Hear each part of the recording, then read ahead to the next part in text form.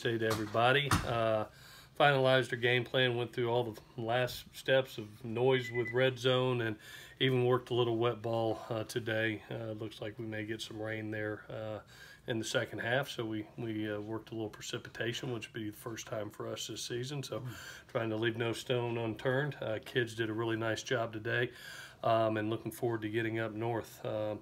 Injury-wise, Deontay was able to practice today. Velas was able to practice today. Both of them look good, so I anticipate them having the opportunity to help us in this game.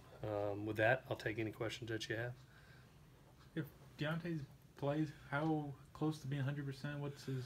I don't think anybody's 100% right now after these first 4 games, but in looking at him today, been cleared by doctors. He's had some rest. Looked good today. He's told me he felt good today. So I don't think he's 100%, but he looked very capable of helping us in this football game.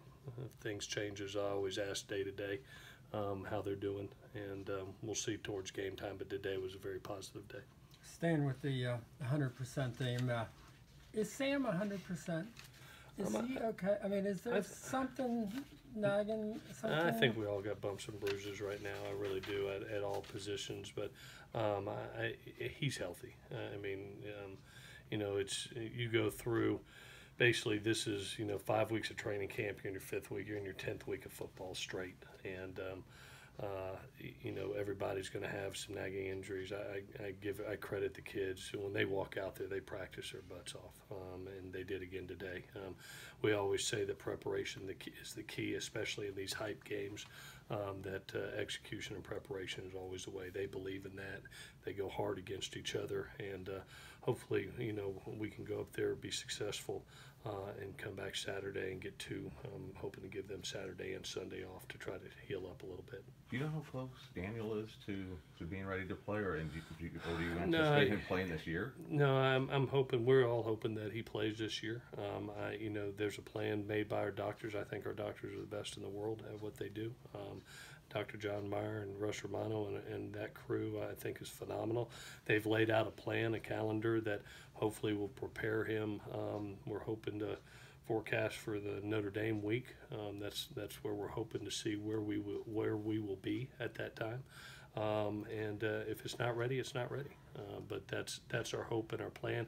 He is, like I said the other day, he's progressing each week. He started in the water last week.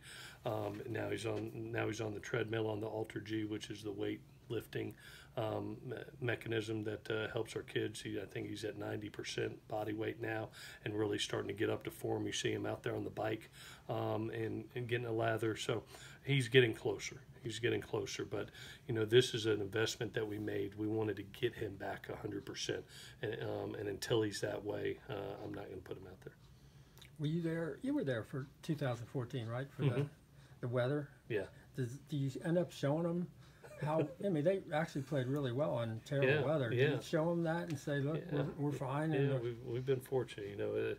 Stat of the day is we've only since 1923 we've only had 16 rain games in the Coliseum, but we've been here. I've been here for 2 of them in 2010 and 16. And last year they played good in the rain. The last time we were at Washington State, at the end of the day, like I told him, guys. Professionals don't make excuses. They're supposed to be the answer. And no matter what the elements, whether it's rain, noise, being in a hostile environment, our job is to go up there and execute. And I think these kids got their jaw set. I'm really looking forward to how they perform. How do you feel the team practice this week, and what concerns you most about Washington State?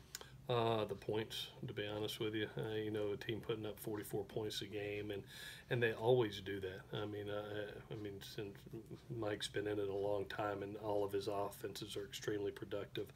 But when you look at how well they're playing as a team right now, it's very impressive. I mean, defensively only giving up 262 yards a game and only 18.5 points. They're playing good team football right now. It's going to be a tremendous challenge for us because of how they're playing as a unit. When you look at the film from the Cal game, it seemed like Sam was pressured a good bit in the last couple of weeks. It seems like he's been pressured more. The offensive line, compared to where they were at Stanford, How do you feel about that group? I think they're doing a good job. I don't see a ton of sacks out there, and part of it is Sam does a good job getting the ball out and creating. And just you look at us last year and this year, I think that pass protection is one of our strengths at our place, and they take a lot of pride in our line. They've played a lot of games, and I expect them to keep the quarterback upright. You've made finishing drives a priority this week. Yeah. How do you feel like the short yardage offense on like third and shorts, second and shorts have been, fourth and shorts also have been compared to what you want it to be? Yeah, the last two games they haven't been great. Just everybody can see that, and we've put emphasis on that, and also we've worked hard in the red zone today, finishing drives, because I think it's third. Like I said yesterday, third down efficiency in red zone is going to be the key to this game. Hey, you're not going to be able to kick field goals and while they're scoring touchdowns. This is when you look at them. Typically, they're a team. Their bad days are 28, 35 points, offensively. So we have to do a great job of executing in short yardage, executing all third down situations, and keeping drives alive. The fact of the matter is, if we're not putting the ball in the end zone consistently, it's going to be a hard night. We've talked a little bit about some of the fourth downs where there's been misassignments, but in general, is it more misassignments or execution or play calling or combination? No, I think you look at it's basically when you look at the situations, you've had basically fourth and one on the 1 yard line, you've had a fourth and one out in the red zone at Cal, and fourth and one on the 1 yard line was Texas. In both cases, it was penetration. One was by misassignment, and one was by a physical beat. And any time you're in those short yardage situations, we always talk about penetration. Eliminating penetration is key, because if you have any, it throws off the play. I don't think it's play calling at all. I just think it's in that situation we got to execute better. Looked like Stephen in that short yardage against Cal.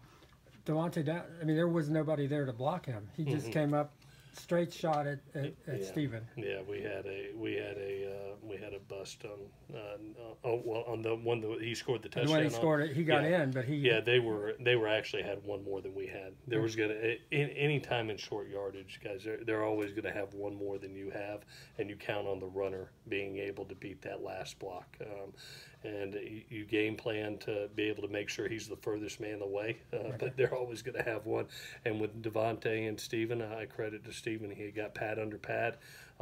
He had same foot, same shoulder, which is what we teach as runners, that technique and fundamental, and did a good job of powering in the end zone. The other fourth and one was just a straight bust off the edge. We had a young tight end that we would hope would block the safety coming off the edge and didn't get it. One more. Do you have a sense of Stephen Mitchell's availability for Saturday? Right now, it's doubtful. Just being honest, doubtful. But I tell you what, I watched him run today. He is getting closer.